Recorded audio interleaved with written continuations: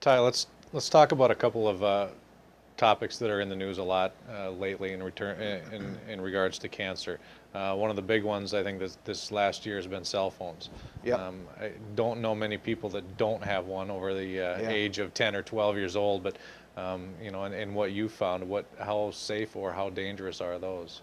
Yeah. There was a scientist back in the 80s. His name was George Carlo or George DiCarlo, and he was working for one of the major phone companies, and he was hired to prove that cell phones. And this was when cell phones were just in their inception. If you remember Hmm. those big honkers that Yeah, oh yeah. look like a football or something right next to your head, that's when cell phones were huge. Hmm. But he was hired to do some studies to show that cell phones, the radiation from the cell phones, doesn't cause cancer.